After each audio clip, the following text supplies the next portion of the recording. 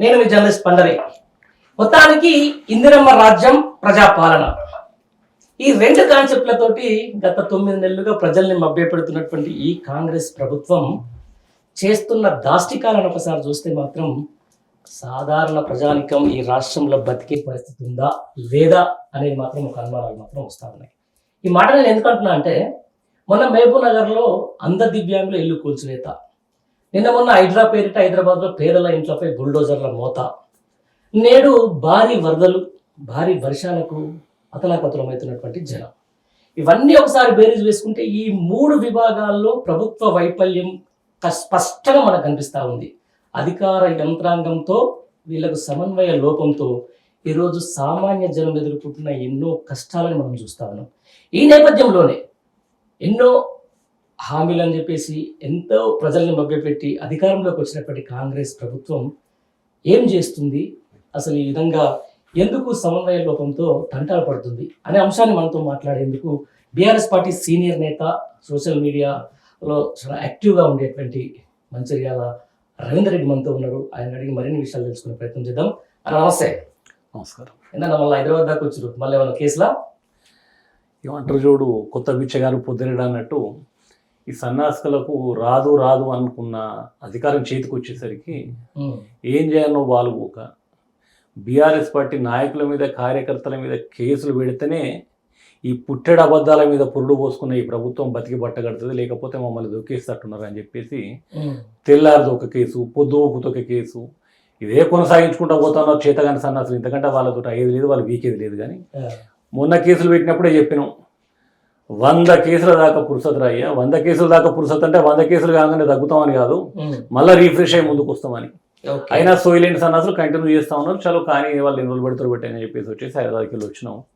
కొద్దిగా బెయిల్ కాగానే మళ్ళీ పోయి మళ్ళీ యథావిధిగా ఈ ప్రభుత్వాన్ని ప్రశ్నించుడే, ఈ చేతగాని ప్రభుత్వాన్ని ఎప్పటికప్పుడు ప్రజాక్షేత్రంలో నిలబెట్టుడే. రైట్. ఈరోజు చాలా హృదయ విదారకరమైనటువంటి సంఘటనలు జరుగుతూ ఉన్నాయి. వరదలు, గత కొద్ది రోజులు కురుస్తున్నటువంటి వానలకు ఎక్కడెక్కడ వాగులు, వంకలు ఉప్పొంగిపోతున్నాయి, చెరువులు ఒక విధంగా చెప్పాలంటే ఒక జలప్రలయంలోనే వస్తుంది. దీంట్లో బాగా నన్ను కదిలించిన అంశం ఏంటంటే, ఖమ్మం జిల్లాలో నిన్న జరిగినటువంటి 9 మంది అక్కడ ఎమ్మెల్యేని గెలిపించుకుంటే ఏం చేయలేదని చెప్పేసి ప్రజలు అంటున్నారు. 3 మంత్రులని చేస్తే మాకేం చేస్తా, మా ప్రజల ప్రాణాలు కాపాడని చెప్పేసి జనాలే అంటున్నారు సోషల్ మీడియా. ఎందుకు ఇంత వైఫల్యం? ఇప్పుడు ఎట్లుంటుందంటే పండరి గారు, ఒక ప్రజాప్రతినిధిగా ఎన్నుకోబడ్డటువంటి వ్యక్తి ఎవరైనా కావచ్చు, ఓకే, సామాన్యుడైనా శ్రీమంతుడైనా, వాడికి ఒక ఎజెండా ఉండాలి, ఒక విజన్ ఉండాలి, ప్రజలకు నేను మేలు చేయాలి, నన్ను నమ్ముకున్న ప్రజలను నేను ఆదుకోవాలి అని ఒక చిత్తశుద్ధి బలంగా ఉండాలి. ఈ కాంగ్రెస్ కుక్కలకు అదేం ఉండదు. అధికారాన్ని అనుభవించాలి, మేము అధికారం మా చేతికి వచ్చింది, మా దర్పం ప్రదర్శించాలి, మా జేబులు నింపుకోవాలనేది తప్ప మరొకటి ఉండదు. నిన్న చిన్న ఉదాహరణ చెప్తా నేను.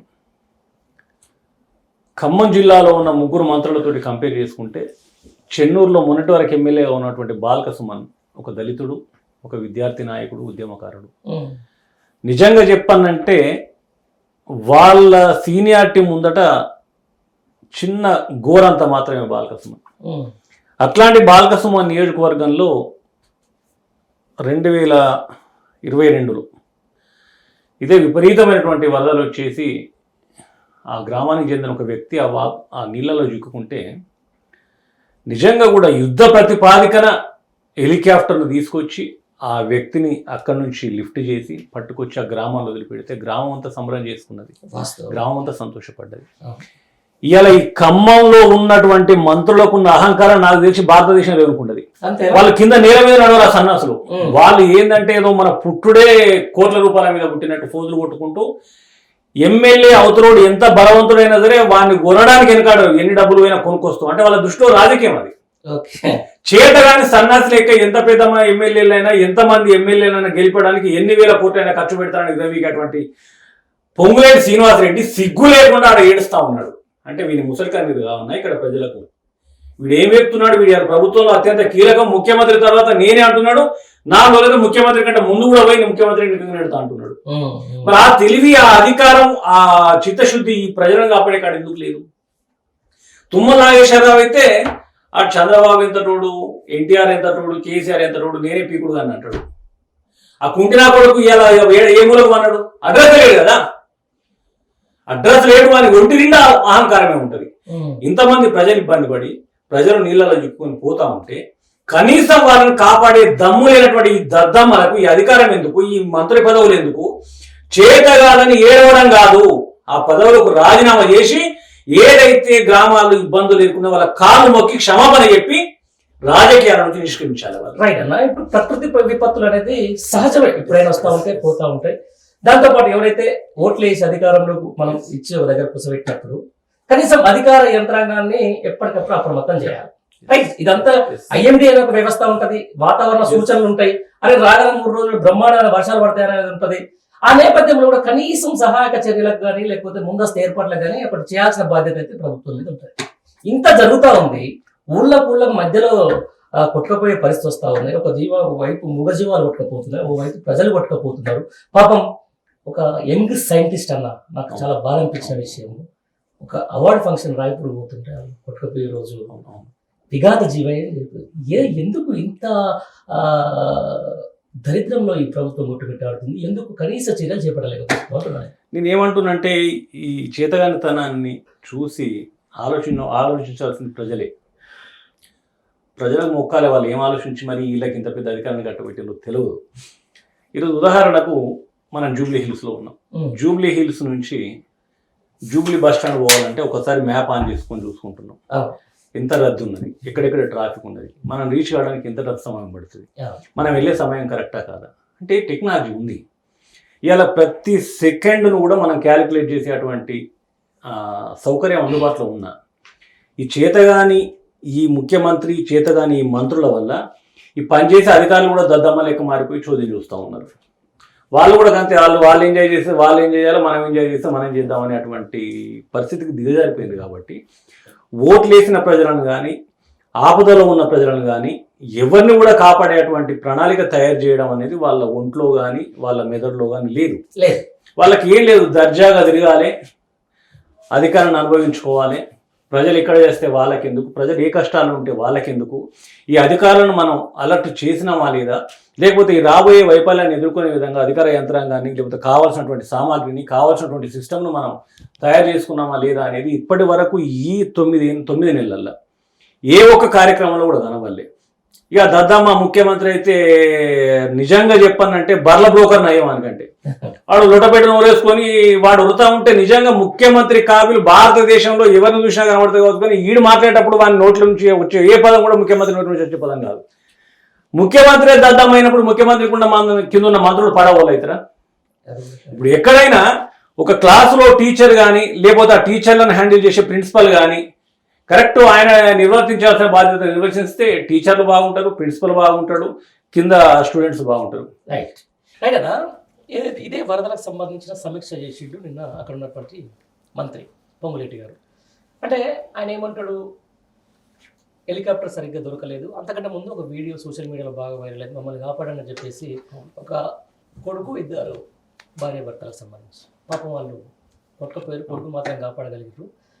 ఇదే పొంగులేటి శ్రీనివాసరెడ్డికి సంబంధించిన దాంట్లో ఆయన సడకుడో లేకపోతే వియ్యంపుడో లేకపోతే ఎవరో అక్కడ ఎంపీగా పోటీ చేస్తే పూలల్తానికి వచ్చినటువంటి హెలికాప్టర్, బర్త్డేలకు పోయేటటువంటి హెలికాప్టరు, లేకపోతే మేడిగడ్డకో లేకపోతే అక్కడక్కడ సుందెలకో లేకపోతే ఇక్కడక్కడ సుంకేశ్లకో పోతున్నటువంటి హెలికాప్టరు నిజంగా బాధితులని కాపాడటానికి ఎందుకు దొరకలేకపోయింది వీళ్ళకు? నేనేమంటున్నానంటే తెలంగాణ రాజకీయాలను శాసించే అంత స్థితివంతుని నేను అని చెప్పేసి పొంగులేటి శ్రీనివాసరెడ్డి అయినా తుమ్మల నాగేశ్వరరావు అయినా ఇతరత్ర వాళ్ళు ముగ్గురు ప్రతిసారి సవాళ్ళు విసురుతూ ఉంటారు. ఇప్పుడు ఈ సిగ్గులేని దద్దమ్మలు ప్రజాక్షేత్రంలో ముఖాలకు నల్ల రంగేసుకొని ముక్కు భూమికి రాయాలిపోయాడికి. మీరు తెలంగాణ రాజకీయాల స్థితిగతులనే మార్చేసే అంత ఉన్నత స్థితిమంతులైనప్పుడు ఒకానొక క్షణంలో ప్రభుత్వం సహకరించకపోయినా, ప్రభుత్వం ఆ సహాయం అందజేయలేకపోయినా మీరు వ్యక్తిగతంగా కూడా ఆ సౌకర్యం ఏర్పాటు చేసే అంత స్థితిమంతులం అని చెప్పేసి ఇప్పటివరకు మీకున్న పేరు. ఈ డబ్బంతా కూడా ఈ ప్రజాక్షేత్రంలో ప్రజాపాలనలో దోసుకున్న డబ్బులే, వాళ్ళ జీవన విషయం పెడతలేరు. అదే రకంగా ఆమె ఉండే సీతక్క, ఆమె కూడా అప్పుడు భారీగా నెత్తిలో సాప పెట్టుకొని సంకల కట్టెలు పెట్టుకొని రీళ్ళ మీద రీలు చేసేది. ఆమె యాక్చువల్గా ప్రజాప్రతినిధి కాదు, సినిమా స్టార్. ఆమె కూడా బాధ్యత అవుతున్నటువంటి మంత్రి పదవిలో ఉంది ఇప్పుడు. ఎట్ ద సేమ్ టైం ఇప్పుడు మనం చెప్పుకునే మంత్రులు కూడా సిగ్గు లేకుండా పుట్టినరోజు కోసం హెలికాప్టర్లు వాడుకుంటా అందులో ఫోటోలు కొట్టుకుంటా వాళ్ళకి వాళ్ళే సంబరపడుతున్నారు, వాళ్ళకి వాళ్ళే సంకలు గుద్దుకుంటున్నారు, ముసిముసి నవ్వులు నవ్వుతున్నారు. అంతేకాకుండా ఎలక్షన్లలో పూలు చల్లడానికి గత ప్రభుత్వం కేసీఆర్ గారి ప్రభుత్వం భారతదేశంలోనే అత్యున్నత రాష్ట్రంగా నిలబెట్టినటువంటి తెలంగాణ ముఖ్యమంత్రిగా ఉన్న కేసీఆర్ గారిని బదనాం చేయడం కోసం ఏదో విహారయాత్రలకు పోయినట్టు బోర్డు మేడిగడ్డ కాడికి ఈ సిగ్గులైన సన్నాసులు ఇలా ప్రజలు అడుగుతూ ఉన్నారు. దాని మీద పుట్టెడు ఆరోపణలు చేసిన మీరు ఇలా ఇంత పెద్ద వర్షం ఇంత పెద్ద వరదలు వచ్చినా కూడా మేడిగడ్డ చెక్కు చెదురుతలేదు, సిగ్గులైన సన్నాసులారా ఇప్పుడు ఏమంటారని అడుగుతూ ఉన్నారు. ఇవన్నింటికి పనికొచ్చే హెలికాప్టర్లు పేద ప్రజలను కాపాడడం కోసం ఎందుకు పనికి రావట్లేదు? మరి హెలికాప్టర్లు కూడా దేయలేనటువంటి అత్యున్నతమైన క్యాబినెట్ మంత్రులుగా ఉన్న మీరు ఆ జిల్లాలకు అవసరమా? నిజంగా నేను చెప్తా ఉన్నా, ప్రజలు ఆవేశపడి తిడుతూ ఉన్నారు. కానీ ఇవాళ వీళ్ళు పోయి ఆ ప్రజల మధ్యలో కూర్చుంటే అక్కడ ఏదైనా మంచి పెద్ద రావి చెట్టో దువి చెట్టో చూసి ముగ్గురిని ఉరేయాలి అక్కడ. ఎందుకంటే ఈ విపత్తుకు కారణం వీళ్ళే. ప్రకృతి కన్నెర చేసినప్పుడు ప్రభుత్వం స్పందించాలి, ప్రజాప్రతినిధులు స్పందించాలి, అధికారులు స్పందించాలి. మీకు ఎలాంటి చిత్తశుద్ధి కానీ ముందస్తు ఆ జాగ్రత్తలను తీసుకోకుండా ముద్దు నిద్రపోతూ ఉన్నారు. మిమ్మల్ని ముద్దు నిద్రపోమని చెప్పేసి ఇంత అత్యున్నతమైన పదవులు కట్టబెట్టి మిమ్మల్ని అక్కడ తిరగండి, సోకల పడండి అని చెప్పేసి ఇచ్చిండ్రా? తెల్లారు లేస్తే ఒంటి కాళ్ళ మీద తిట్టేటువంటి కేటీఆర్ గారు కానీ, హరీష్ రావు గారు కానీ, కేసీఆర్ గారు కానీ, ఇతరత్ర మంత్రులు కానీ ఈ వరదలు వస్తున్నాయంటే 2 రోజుల ముందే వాళ్ళు మొత్తం సంసిద్ధంగా ఉండేటోళ్ళు. ఆ వరదలు ఎక్కడికి వస్తే అక్కడికి ఆ నీళ్ళలో కూడా నడుచుకుంటూ పోయి అక్కడ ఉన్నటువంటి వాళ్ళని కాపాడి వాళ్ళని తీసుకొచ్చి వాళ్ళకి కావాల్సిన భోజనం ఏర్పాటు చేసేటోళ్ళు. అది చూసన్నా సిగ్గు తెచ్చుకోవాలి కదా ఈ సన్నాసులు. పోయిన సంవత్సరం అంతకుముందు సంవత్సరం వరదలు వచ్చినప్పుడు ఆ ప్రభుత్వం ఏం చేసింది, ఆ మంత్రులు ఏం చేసిండ్రు, ఇలా మనం ఏం చేస్తున్నాం అనేది అది కూడా చూసుకోకపోతే మీ బతుకుడు ఎందుకు ఇంకా భూమి మీద? చారిత్రక ఆనవాళ్ళు లేకుండా తుడిసేయాలన్నటువంటి వాళ్ళకు నిజంగా కూడా సోయి ఉండదు. ఎందుకంటే గత చరిత్రను మనం ఆనవాళ్ళుగా తీసుకొని ముందు తరాలకు అందిస్తాం. ఏదైతే గత ప్రభుత్వం ఏం చేసిందో వాటిని కూడా మనం ఉదాహరణగా తీసుకొని ఆ రకంగా ప్రిపేర్ కావాలి. అంటే వీళ్ళకు పాలన మీద కానీ, ప్రజల మీద కానీ, వాళ్ళకు ఒక ఎజెండా కానీ, యాటిట్యూడ్ కానీ లేదు కాబట్టి సర్వనాశనం అయిపోతూ ఉంటే తెల్ల మోకాలు వేసుకొని చూసిన తప్ప వీళ్ళతో ఏం కాదు. అంటే వాళ్ళకి ఏం చేయాలి అనేటువంటి ఆలోచన విధానం లేదు. మా దగ్గర డబ్బు ఉంది, ఎన్ని వేల కోట్లైనా ఎన్ని వందల కోట్లైనా వెదజల్లుతాం, ప్రజలను మోసచేస్తాం, 1,00,000 అబద్ధాల మీద 1,00,000 అబద్ధాలతోటి అబద్ధాల పునాల మీద ప్రభుత్వాలు ఏర్పాటు చేస్తాం. మాకు ఇది ఒక ఈజీ వే అనే ఆలోచనలో వాళ్ళు ఉన్నారు. కాబట్టి నిజంగా కూడా ప్రజాక్షేత్రంలోకి ఇప్పుడు మొసలి కన్నీరు కార్చడానికి వస్తున్న ఈ మంత్రులను, ఈ ముఖ్యమంత్రిని అదే ప్రజాక్షేత్రంలో ఉరిదీసినా తప్పు లేదు. అంతేనా? పక్కా చెప్తా ఉన్నా కదా. ప్రజల ప్రాణాలతో చెరగాటమాడుతున్నటువంటి ఈ నీచులు అవసరం ఆ ప్రజలకు. అంతే, ఇంకా ఎక్కువ అయితే కదా రాబోయే రోజులు. దీంతో పాటు ఇప్పుడు ఇంకొక సోషల్ మీడియాలో బాగా నడుస్తున్నది హైడ్రామానా మనం కూడా చాలా వీడియోస్ కూడా చేసుకుంటూ వస్తూ ఉన్నాం. అంటే పేదనికి ఒక తీరుగా, పెద్దోనికి ఒక తీరుగా, రైట్, కన్వెన్షన్ గులగొట్టినావు, మంచి అప్రిషియేషన్స్ వచ్చింది. మరి అలా పేదల బస్తీలల్లో ఈరోజు బుల్డోజర్లు తిరుగుతూ ఉన్నాయి, లేకపోతే 40 ఏళ్ళ నుంచి కూడా నివాసం ఉన్న దాని మీద ఈరోజు ప్రొక్లైనర్లు చేస్తూ ఉన్నాయి. నిజంగా హైడ్రామానా అంటే మీరేం చెప్తారు? 100కు 100% దొంగలంతా కలిసి ఆడుతున్నటువంటి హైడ్రామా ఇది. దీనికి సూత్రధారి చంద్రబాబు నాయుడు, ఎవరో కాదు. చంద్రబాబుకి ఏంది అంటే భారతదేశంలోనే అగ్రగామిగా ఉన్నటువంటి హైదరాబాద్ నగరాన్ని బదనాం చేయాలి. రేపు ఏదైతే ఆయన కళల సౌధం ఉంది కదా ఇప్పుడు మునిగిపోయి, ఆ సౌధాన్ని నిర్మాణం చేసుకొని హైదరాబాద్ కంటే గొప్పగా చూపెట్టాలి, అది గొప్పగా చూపెట్టుకొని అక్కడ నిర్మాణం చేసుకోవాలి. దానికి పావులుగా మనకి చేతగాని దద్దమ్మ ఉన్నాడు కదా ఈ గుంపు మేస్త్రి గాడు ముఖ్యమంత్రి, వీడిని బలిపశువుని చేయాలి. ఈ దద్దమ్మకు వీనికి ఏం లేదు, వీనికి రావాల్సిన వీని జేబులకు వస్తే వీడు తలకాయ ఒప్పుకుంటాడు, కూర్చుంటాడు తప్ప వీడేం మీకేది లేదు ముఖ్యమంత్రిగా ఉండి. వీనికంటే చేతగాని ముఖ్యమంత్రి తెలంగాణలో కాదు భారతదేశంలో ప్రపంచంలో కూడా ఉంటాడు. వీని వాడుకుంటున్నాడు. నేనేమంటున్నానంటే ఇప్పుడు కూలగొడతా అన్నటువంటి ఈ కట్టడాలు ఏవైతే ఉన్నాయో, అరే సిగ్గులేని సన్నాసి మీ ప్రభుత్వం ఇచ్చినాయి అవి. మీ ప్రభుత్వం పేద ప్రజలకు చూపెట్టినటువంటి భూములే అవి. మీ ప్రభుత్వం ఇచ్చింది ఒక సంవత్సరం, పట్టాలు ఇచ్చింది ఒక సంవత్సరం, కట్టుకోమన్నది ఒక సంవత్సరం. వాళ్ళు పోయి బలవంతంగా పోయి కబ్జాలు చేసి కట్టుకున్నటువంటి పేదలు కాదు.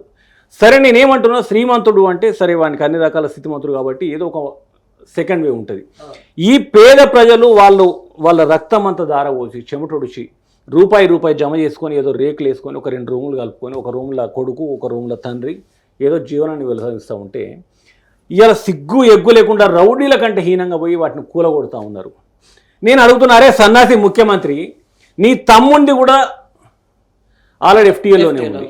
ఇలా పొంగిలేటి శ్రీనివాసరెడ్డి అనతో కూడా ఎఫ్టీఎల్లోనే ఉంది, వివేక్ అంటూ ఉంది అక్కడే ఉంది, కేవీపీ రామచంద్రరావు అంటూ అక్కడే ఉంది. వీటన్నిటి మీద నువ్వు ఫస్ట్ స్పందించు. ఇన్కన్వెన్షన్ నువ్వు ఊలగొట్టొద్దు అని నేను అన్ను. నోటీసులు ఇచ్చి టైం పాస్ చేయడం కోసమా? అంటే మేము నోటీసులు ఇచ్చినా ఈ లోపు మీరు దానికి ఏదో సమాధానం తెచ్చేసి బ్రేక్ చేసుకోమని చెప్పడానికి హింట్ ఇస్తున్నారు వాళ్ళకు. మరి అదే నోటీసులు ఈ పేద ప్రజల పక్షం ఎందుకు వర్తించవు?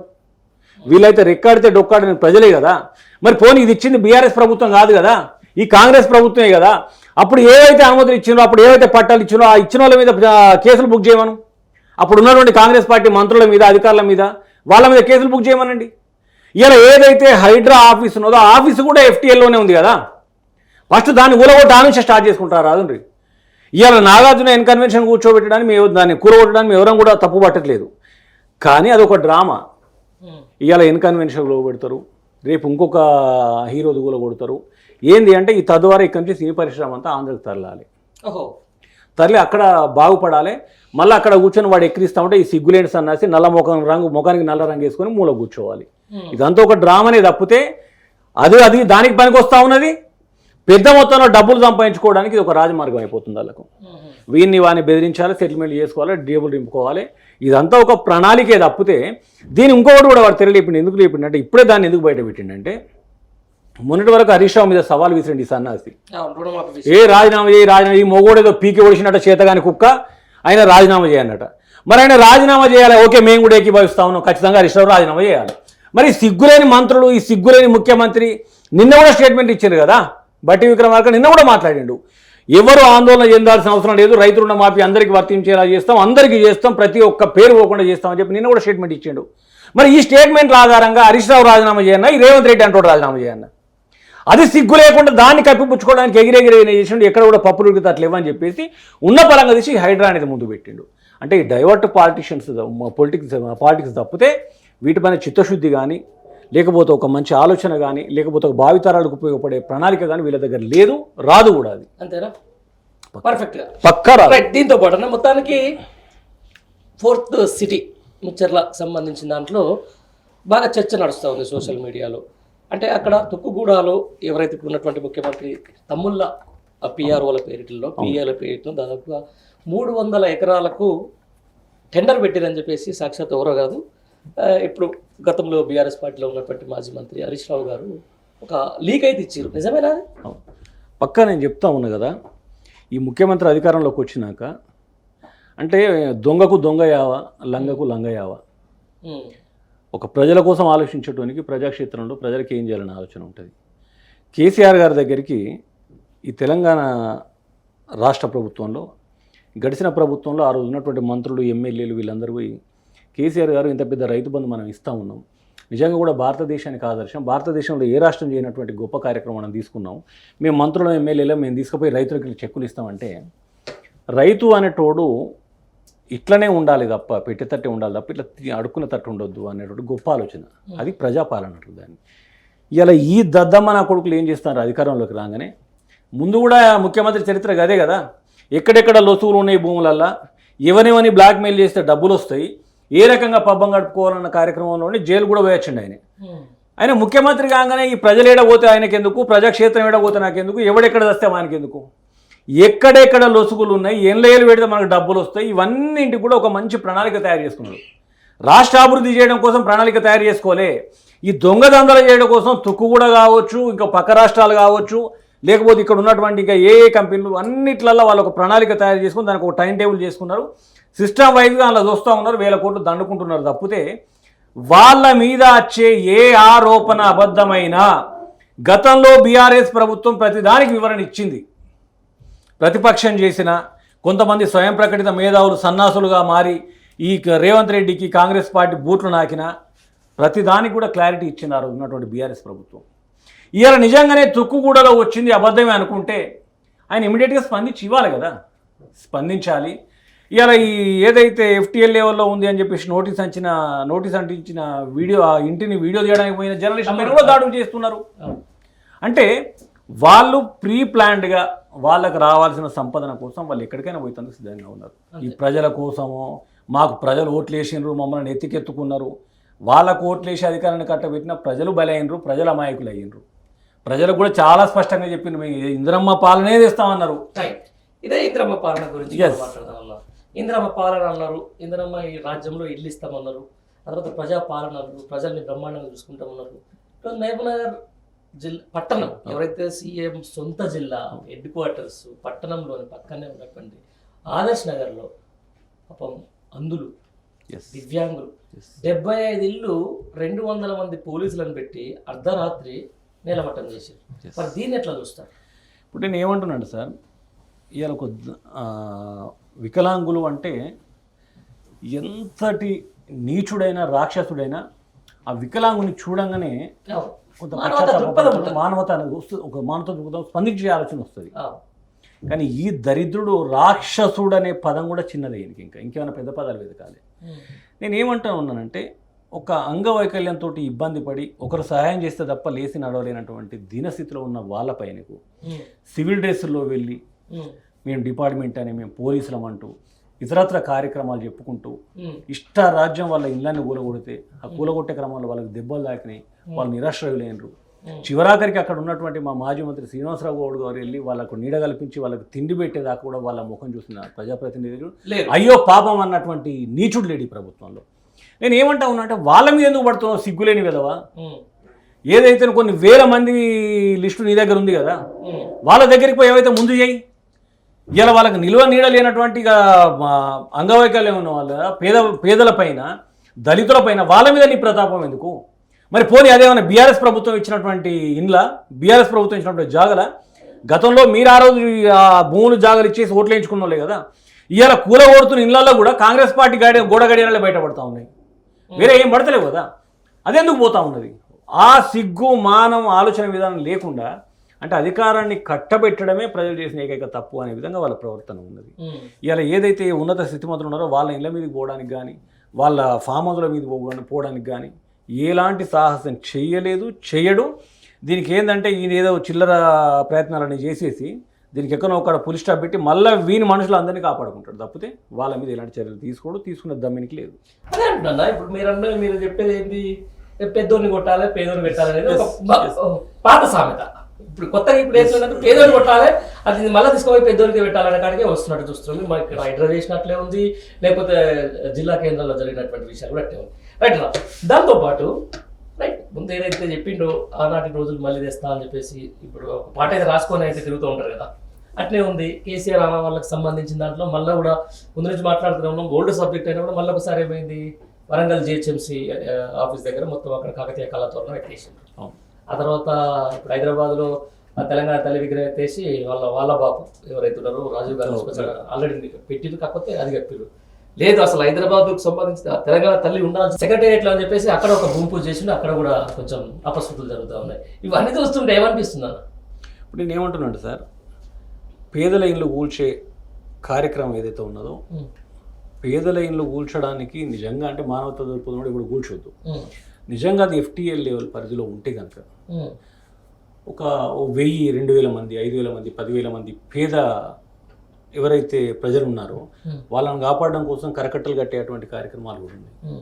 నిజంగా నువ్వు ముఖ్యమంత్రి, నిజంగా నువ్వు ప్రజాక్షేత్రంలో ప్రజల మేలు కొట్టడం అయితే ఆ పని చేయి, అది చేయవు. ఇవాళ మొన్నటిదాకా ఏంటి రామాడిండు, ఇక్కడైతే నిన్న మొన్నటిదాకా తిట్టినటువంటి రాజీవ్ గాంధీని తీసుకొచ్చి సెక్రటేరియట్ ముందర పెడతానంటున్నాడు. ఇంకా ఈ సిగ్గులేని సన్నాసి ఇంకా వాడు గొప్పలు అనుకుంటున్నాడు. కేసీఆర్ 10 ఏళ్ల పాటు ఏం చేసినావు, తెలంగాణ తల్లి విగ్రహం పెట్టలే అంటే వాడు ఏమైనా నిద్రలు ఉన్నాడా, తాగి తందనాలు ఆడుతున్నాడా, చేతగాని దద్దమ్మ. ముందు వాడు ఒకసారి సోయి ఉందా మాట్లాడేటప్పుడు. సెక్రటేరియట్ ఓపెనింగ్ అయింది 2023లో. 10 ఏళ్ల కిందట తెచ్చి ఆడ పెట్టనుండేనా తెలంగాణ తల్లి విగ్రహం? దాని ముందర పెట్టడానికి ఆల్రెడీ స్థలం కేటాయించున్నది. ఆ తెలంగాణ తల్లి విగ్రహం కూడా మంచిగా నిండుగా ఉండొద్దట, మొత్తం బోసిపోయి అంత దిగజారిపోయి. అంటే తెలంగాణ తల్లి మెడలో ఒక బంగారు గొలుసు ఉండొద్దు, తెలంగాణ తల్లి మెడలో ఒక కంకి ఉండొద్దు. ఇదే పరిస్థితి.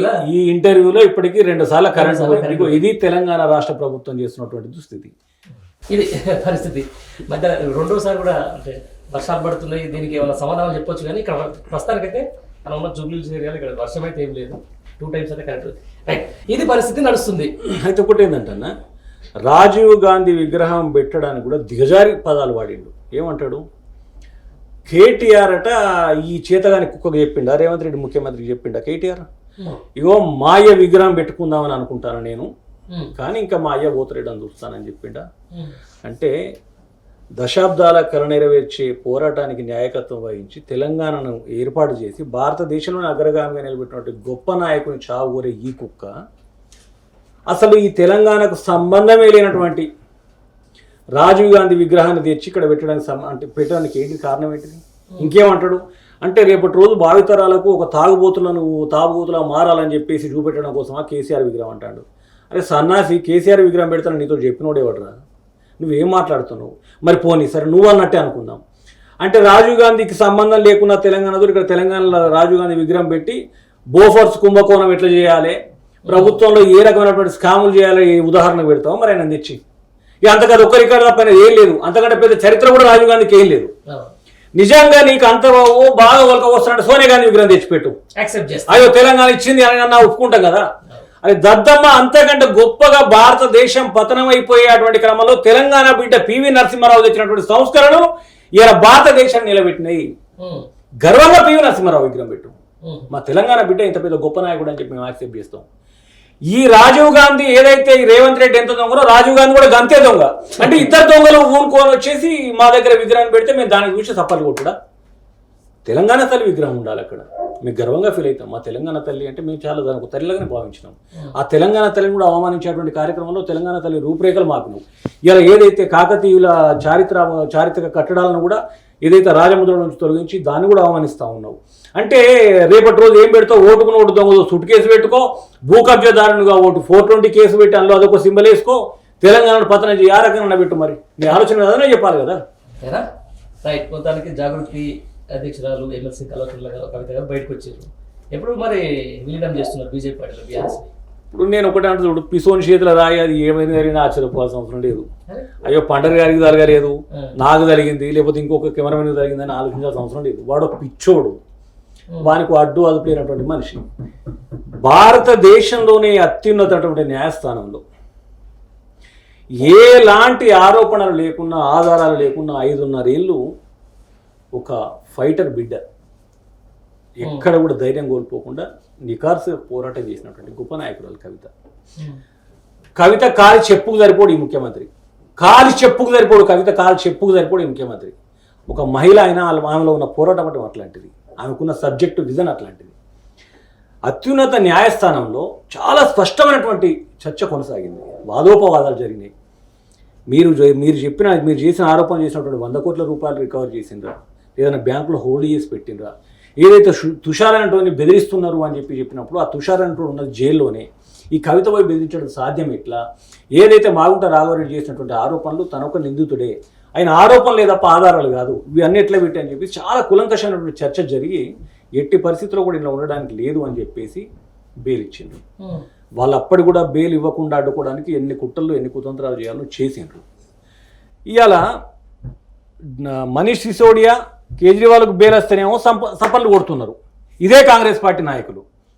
కవితకు బెయిల్ వస్తే మాత్రం అయిపోయింది, బీజేపీని కాంగ్రెస్లో విలీనం చేస్తారని చెప్పేసి ఈ నల్లమొకపోడు ఏడంటాడు అని చెప్పేసి ఇంకో నల్లమొకపోడు ఉన్నాడు సహాయ మంత్రి బండి సంజయ్ గారు. వాడు ముందే అయిపోయింది కథం రేవంత్ రెడ్డి ఇప్పించినట్ట. అంటే వాని జాగిరా వాని నోరు ఉండదని చెప్పి ఇష్టం వచ్చినట్టు మాట్లాడతారా? ఇప్పించడానికి వాడేవాడు, చెప్పడానికి వీడేవాడు. అంటే ఇప్పుడు న్యాయస్థానం ఇన్వాల్వ్మెంట్ అవసరం లేదు. ఈ రాజకీయ పార్టీలు ఒకవైపు బీజేపీ పార్టీ ఒకవైపు కాంగ్రెస్ పార్టీ నిర్ణయించుకుంటే బెయిల్ వచ్చేటట్టుంటే ఈ కుక్క ఓటుకు నోటు దొంగ కేసులో అరెస్ట్ అయినప్పుడు మరి బెయిల్ ఇచ్చింది అప్పుడు ఆ రోజు బీఆర్ఎస్ ప్రభుత్వంతో కుమ్మక్కయిందా? మరి వీళ్ళ నాయకురాలు సోనియా గాంధీ ఏదైతే రాహుల్ గాంధీకి బెయిల్ వచ్చినప్పుడు స్కామ్లో అప్పుడు బీజేపీ బూట్లు నాకిందా? మరి ఆ చరిత్ర ఒకసారి చూడాలి కదా.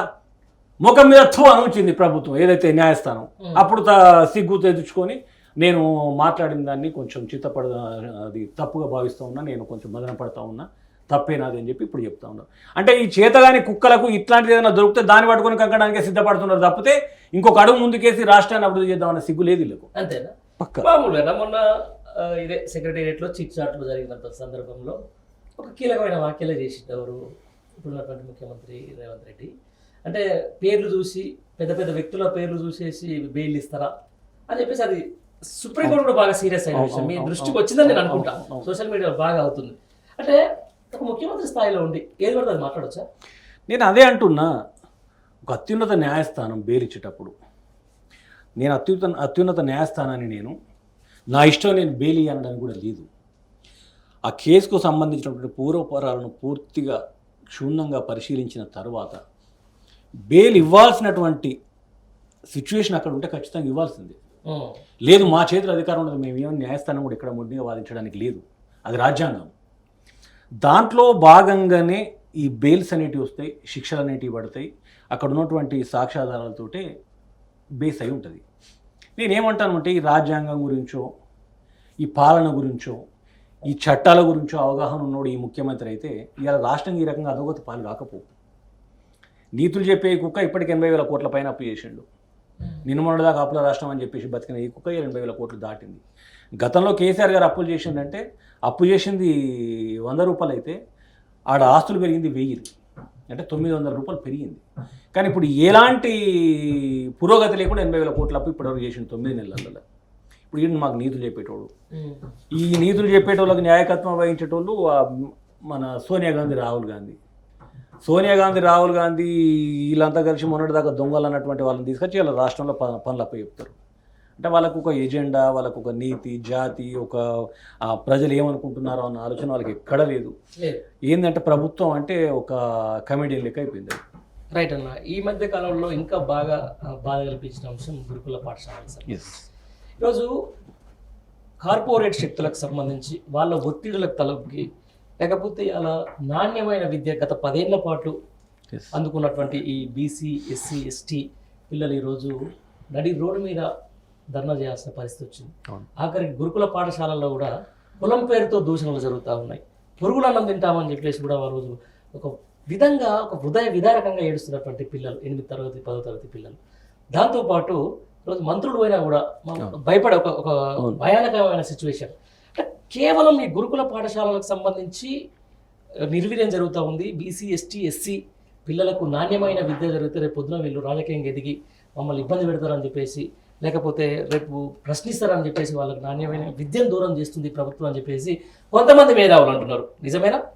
ఇప్పుడు ఒకటి ఈ ఆలోచన ఇంత ఒక క్షుణ్ణంగా మనం వాటిని గమనిస్తున్నాం. అయ్యో ఎట్లా వీళ్ళ భావితరాల పరిస్థితి ఇదని మనం ఆలోచిస్తున్నాం. అంటే ఇప్పుడు ఈ సోయానికి ఏమైనా ముఖ్యమంత్రికి ఉన్నదనుకుంటున్నారా? ఆ చదువురాంతమ్మ వాని దగ్గరనే ఇంకా విద్యాశాఖను పెట్టుకున్నాడు. హోంశాఖ మంత్రి మోగోడాయనే, విద్యాశాఖ మంత్రి మోగోడాయననే, ఇవాళ రాష్ట్రం నాశనం కావడానికి కారణమైననే. నేనేమంటున్నా అంటే గత ప్రభుత్వం వాళ్ళకు ఒక నాణ్యమైనటువంటి అల్పాహారం పొద్దున్నే అందించింది. వాళ్ళకి కావాల్సినటువంటి స్కూల్ బిల్డింగులు ప్రైవేటు కార్పొరేట్ స్కూళ్ళతో సమానంగా పెద్ద పెద్ద బిల్డింగులు కట్టేసి విద్యా వ్యవస్థను మెరుగుపరుచుకుంటూ దినదిన అభివృద్ధి అయ్యే విధంగా ముందుకు తీసుకుపోయింది. ఆ క్రమంలో చాలామంది విద్యార్థులు మంచి జెమ్స్ తయారై బయటకు వస్తూ ఉన్నారు. ఇప్పుడు ఈయన వచ్చిన తర్వాత చేసింది ఏందా, బల్లకు సున్నాలేసి కార్యక్రమం పెట్టుకున్నాడు. చేస్తే ఈ లోకల్లో ఉంటారు కదా ఈ భజన బృందం వీళ్ళది, వాళ్ళు అవేగా మా ముఖ్యమంత్రి సున్నాలేసిండని సంకలు కుదుకున్నాళ్ళు. అంటే సున్నాలేసినంత మాత్రాన మార్పు రాదు. ఆ స్కూళ్ళకు కావాల్సినటువంటి పర్యవేక్షణ ఏదైతే డిఈఓలు ఉన్నారు, విద్యాశాఖ మంత్రిగా నువ్వు ఉన్నావు, చేతగాని కుక్క, నువ్వు స్పందించు ముందు.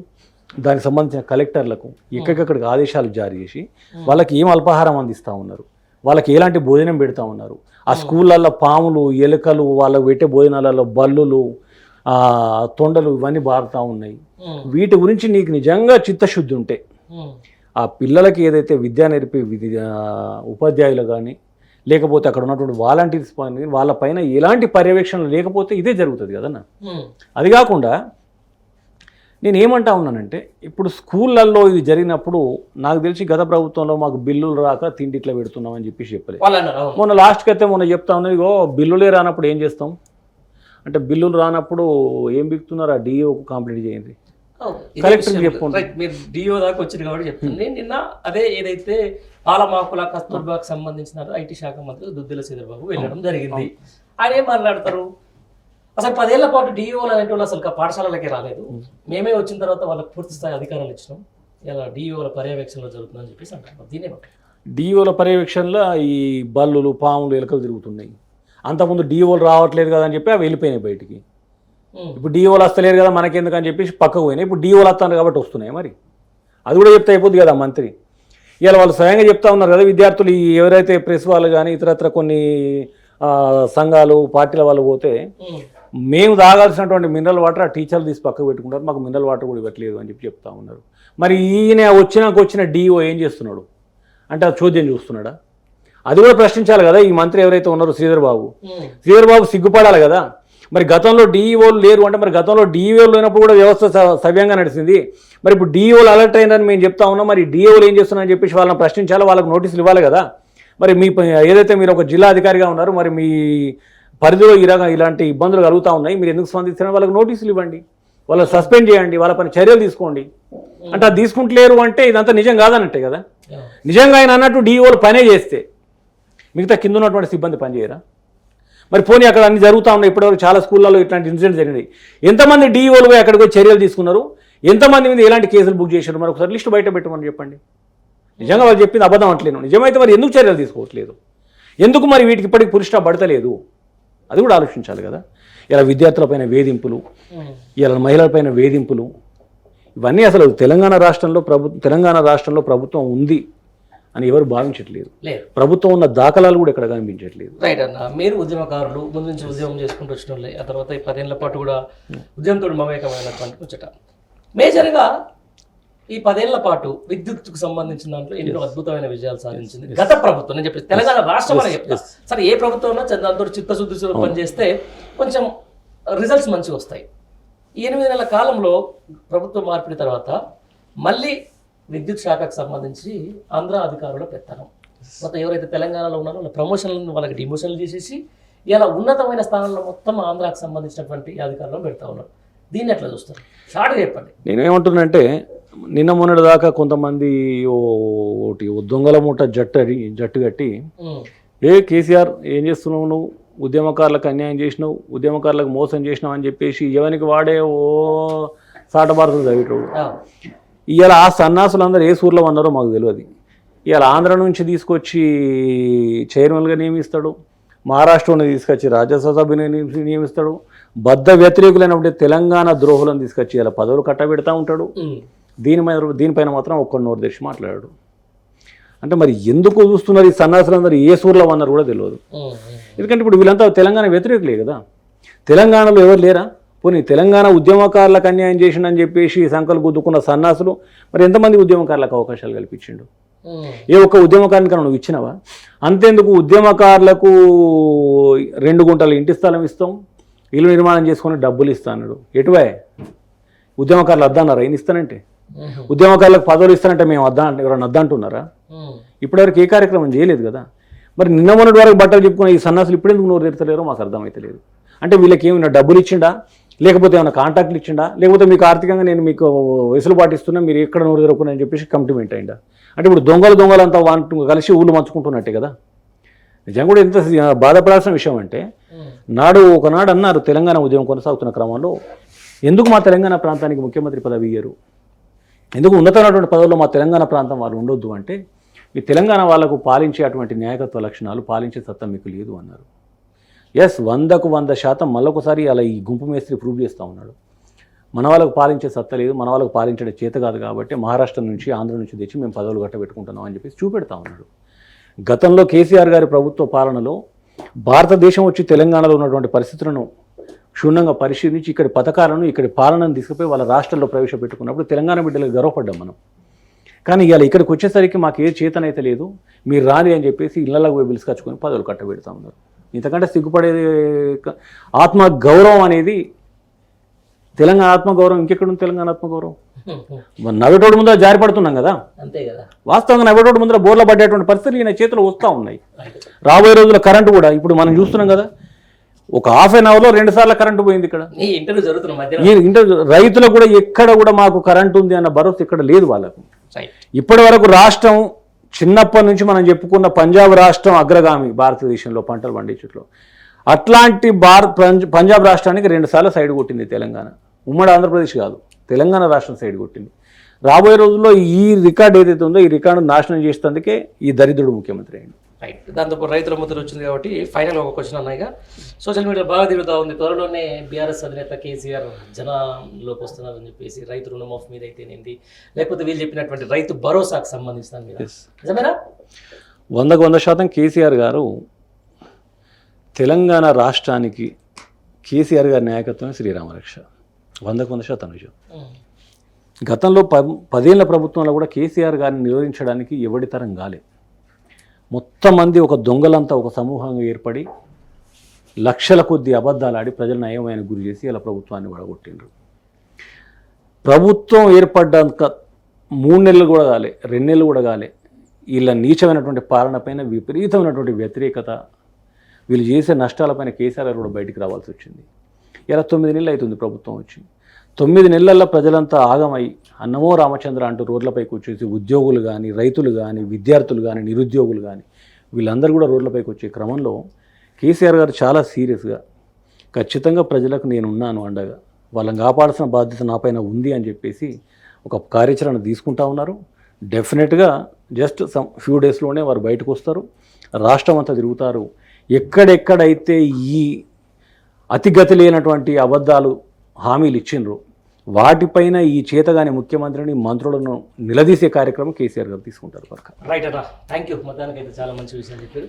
Thank you very much.